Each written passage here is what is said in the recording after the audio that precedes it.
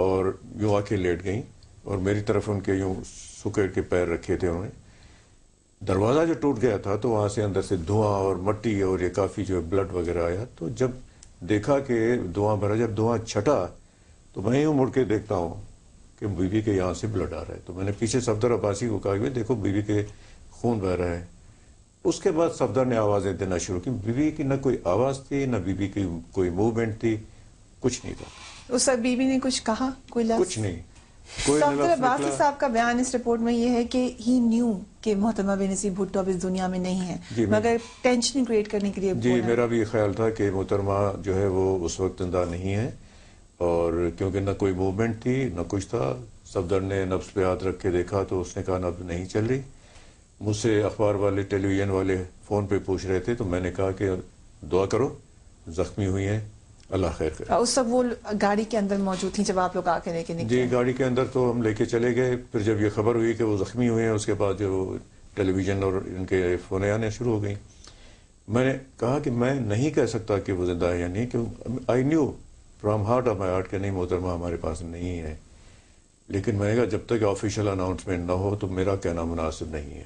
لیکن جب آپ لوگ اس وقت آپ کو اس بلیک گاڑی کی ضرورت تھی جو اسکورٹ گاڑی تھی, کیونکہ کوئی وہ کہتے ہیں گاڑی کے ٹائرز ہی پھٹ چکے تھے. جب گاڑی آگے چل نہیں سک رہی, گاڑی کا ٹائر تو پھٹ گیا تھا لیفٹ سائڈ والا اور گاڑی ڈیمیج ہو گئی تھی.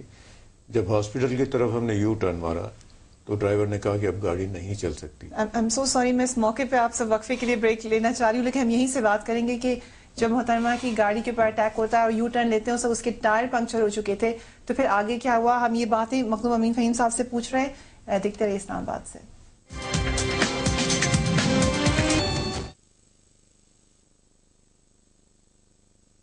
محترمہ بے نظیر بھٹو کی اساسینیشن پہ بات کریں مخدوم امین فہیم صاحب, کیونکہ بڑی ہم سینسٹیو بات کر رہے تھے, وہیں سے بات کرتے ہیں کہ جب گاڑی آپ نے ٹرن کی چاروں ٹائر دکھا ہوا ہے کہ پنکچر ہو چکے تھے. ٹائر پنکچر نہیں ہوا تھا, ٹائر جو ہے وہ بام بلاسٹ سے پھٹ گیا تھا. ٹھیک ہے. اور جو کم از کم جو لیفٹ سائڈ پہ تھا, جو میں نے دیکھا, میری طرف دیکھا, رائٹ سائڈ والے ٹائر میرا خیال ہے کہ نہیں پھٹے ہوں گے. وہ میں نے چیک نہیں کیے, جہاں بام پھٹا تھا وہی ڈیمیج ہوئے تھے. پر گاڑی کو جب انہوں نے یو ٹرن مارا ہاسپٹل جانے کے لیے تو ڈرائیور نے کہا کہ اب گاڑی چل نہیں سک رہی. تو انہوں نے کہا کہ بیوی کو شفٹ کریں پیچھے والی گاڑی میں. پیچھے کون سی گاڑی تھی, کیا تھا, آئی ڈونٹ نو. اس وقت آپ لوگوں کو وہ اسکورٹ گاڑی چاہیے تھی. میں نے جب دیکھا کہ گاڑی کو, بیوی کو شفٹ کر کے گاڑی کو لے گئے تو وہاں پہ صرف گاڑی اور میں کھڑے تھے, باقی کچھ نہیں تھا. باقی سب لوگ چلے گئے, باقی کچھ نہیں تھا. نہ میں نے دیکھا کہ کیا ہے کیا نہیں, کیوں ہم بھی اس وقت جو اپنے پورے ہوش و آواز میں نہیں تھے کہ اتنی ہماری لیڈر کو جو ہے وہ اس صورتحال میں دیکھیں. لیکن بیوی کو لے گئے دوسری گاڑی میں, اس کے بعد صرف ڈیمیج گاڑی اور میں سڑک پہ کھڑے تھے. تو آپ کیوں نہیں بیٹھے اس گاڑی میں؟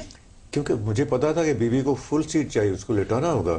اس وقت کوئی ایمبولینس کی موجودگی ہونی چاہیے تھی جبکہ ایکسپیکٹڈ تھا, کوئی ایمبولینس؟ میں نے نہیں دیکھا. تو رحمان ملک صاحب کو کسی نے فون نہیں کیا کہ آپ لوگوں کی گاڑی پیچھے ہونی چاہیے تھی, آپ لوگ کدھر ہیں؟ آئی ڈونٹ نو کہ رحمان صاحب کو کسی نے فون کیا یا نہیں کیا. لیکن جب محترمہ ہاسپٹل میں آئی تو رحمان صاحب مجھے فون کر رہے تھے کہ ہاسپٹل کہاں پر, روڈ کا نام کیا ہے, کیسے پہنچے, کس طرف پہنچے. آپ کا فون آیا رحمان ملک صاحب؟ مجھے ان کا فون. کیا پوچھا انہوں نے آپ سے؟ کہاں پر ہیں, روڈ کا نام کیا ہے, ہاؤ ٹو ریچ دیئر. اور بلاسٹ کے کتنی دیر بعد فون آیا ہوگا؟ ہاسپٹل میں بیوی آئی تھی تو اس میں کافی وقت لگ گیا تھا.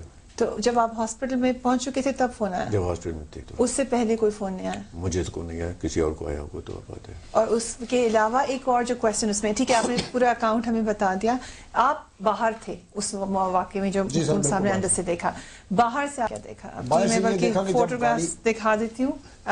یہ یہاں پہ آپ چودھری اسلم صاحب کو دیکھ سکتے ہیں. یہ میرے خیال سے تھوڑی دیر پہلے کا موقع ہے جب بلاسٹ ہوتا ہے. اس کے اندر کی ہم نے واقعات سنے مخدوم امین فہیم صاحب سے, اور یہ بلاسٹ کے بعد کی فوٹوگراف ہے جس میں چودھری اسلم صاحب زخمی ہو گئے تھے.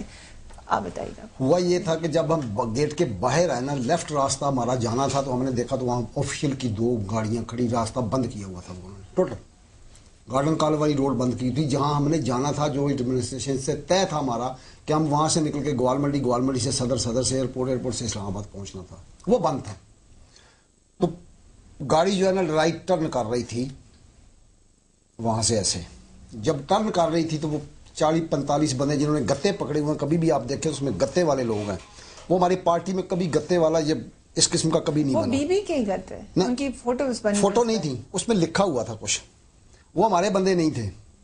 انہوں نے آگے گاڑی تھپ تھپائی ہے, بی بی باہر آئی ہیں تو پبلک دوڑی ہے. پھر وہ 1-2 سیکنڈ کا ہی مسئلہ تھا. آپ ایگری کرتے ہیں کوئی مشکوک لوگ تھے اس کراؤڈ میں؟ جی دیکھو, ہم اندر جب گاڑی میں بیٹھتے ہیں نا تو ایسے لگتا ہے جیسے کوئی پنجرے میں بند بیٹھا ہو, تو اندر کی خبر ہوتی ہے, باہر کی خبر باہر والوں ہوتی ہے. لیکن ایک سوال اس میں پھر آپ کے پاس آتی ہوں, جو اکثر لوگ یہ کرتے ہیں کہ محترمہ ایک جلسہ کر کے آئی تھی, کافی دیر لوگوں سے ایکسپوجر رہا تھا, پھر دوبارہ کیوں انہوں نے سوچا کہ میں باہر نکلوں؟ یہ تو ان سے کوئی سوال پوچھتا اس وقت کسی کے ذہن میں نہیں آیا. تو یہ کسی کو یوزلی جب پچھلے جلسے بھی ہوتے رہے اس میں بھی ان کا یہی پیٹرن تھا کہ باہر نکل کے ہر جلسے میں محترمہ کا ایک اپنا اسٹائل تھا, اپنے طریقے سے وہ کرتی تھی, اور یہاں بھی تو اس طرح سے ہوا. وہ تو پشاور میں نہیں ایسا ہوا, نکلے ہم تو باہر نکلائیں گے, تو وہ کرتی تھی. کتاب میں وہ بڑا کیٹیگوریکلی لکھتی ہیں کہ میں کس طرح لوگوں کو وہ انجوائے کرتی تھی. لیکن وہاں جو ہوا وہ بڑا ضروری ہے. تو اسی وقت بندے نے ایک نے ہوائی فائر کیا ہے, ایسے بازو اٹھایا, ہوائی فائر کیا, اس کو فالو کیا سنیپرز نے. یہ ٹینکی ہے, وہاں سے فائرنگ ہوئی ہے, اور بڑی بروٹلی فائرنگ ہوئی ہے, اس میں کوئی 1-2 فائر نہیں ہوئے, بہت فائرنگ ہوئی ہے. ٹھیک ہے. بی بی کا اب دوپٹہ اور بال جب اوپر جاتے ہیں, آیا وہ بلٹ سے گئے ہیں یا لیزر سے گئے ہیں. یہ 2 چیزیں بڑی ہام, کہ جب بندے کے بال اور دوپٹہ اوپر اڑتا ہے, ہوا اتنی تیز تھی, آیا وہ لیزر والی ہوا تھی یا گولی والی ہوا تھی, اس سے بی بی نیچے جانا شروع ہو گئی. اور جو ساتھ یہ 3 کھڑے ہیں نا, ان کو بھی گولیاں لگی ہیں, یہ بھی پیچھے گرنا شروع ہو گئے ہیں. دن بلاسٹ ہوا ہے. تو آپ کو پورا میرے سامنے ہوا ہے, چونکہ میں ادھر ان کی طرف دیکھ کے شور ڈال رہا تھا کہ بی بی بیٹھ جائیں. اس میں آپ اس وقت کی کیونکہ آپ کہتے ہیں کہ آپ انٹرم گورنمنٹ میں نہیں تھے, لیکن اس کے باوجود اس وقت کی جو حکومت تھی اس نے بہت کنفیوژن ڈالی. اس معاملے پہ الجھنا شروع ہو گئے سب لوگ کہ کاز آف ڈیتھ کیا تھا, بجائے اس کے کہ یہ دیکھتے کہ کون پیچھے تھا اس معاملے کے پیچھے. اس کے تو 3 فیکٹرز ہیں جن کے کرمنل انکوائری ہونی چاہیے آف اے بگ کیلیبر.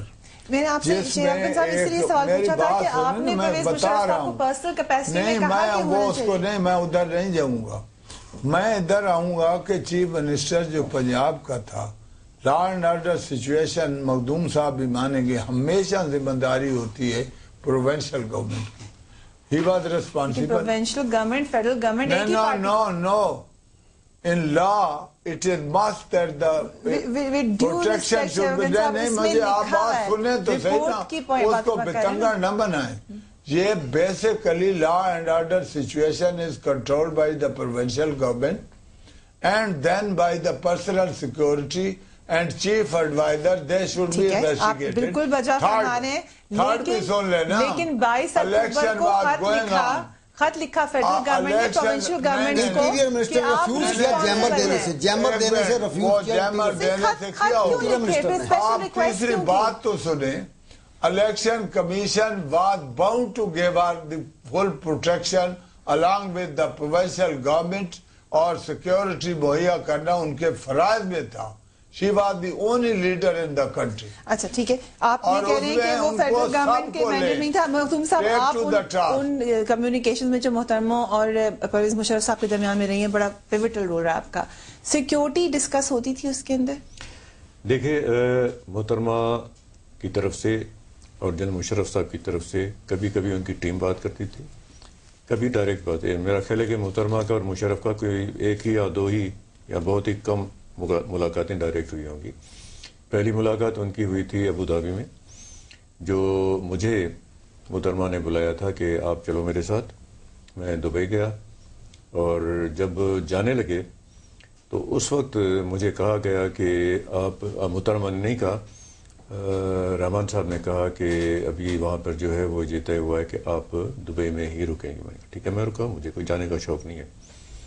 وہاں پہ پھر میں سمجھتا ہوں کہ رحمان ملک صاحب محترمہ کے ساتھ تھے, اور ادھر کون تھے اس کا مجھے علم نہیں. محترمہ نے واپس آ کے کوئی تفصیل سے مجھے پھر بتایا کہ یہ بات ہوئی, یہ بات ہوئی, یہ بات ہوئی, یہ بات ہوئی. اور انہوں نے یہ بھی کہا کہ میں نے ان سے نہیں کہا تھا, لیکن انہوں نے کہا تھا کہ میں آپ کے سارے کیسز بھی جو ہے میں ختم کر دوں گا.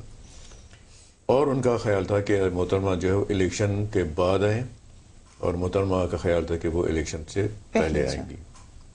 پہلی ملاقات میں اس قسم کی باتیں ہوئی تھی, اور اس کے بعد پھر مختلف. لیکن اس رپورٹ کے حوالے سے کیونکہ ہم بات کریں, اس میں پوائنٹ 25 ہے جس میں لکھا ہوا ہے کہ محترمہ بینظیر بھٹو نے یہ بھی کہا کہ امریکہ نیگوشیٹ کرے پرویز مشرف صاحب سے ان کی سیکیورٹی, جس سے لگتا ہے کمیشن کو یہ لگتا ہے کہ وہ پرویز مشرف صاحب سے ایک ٹرسٹ ڈیفیسٹ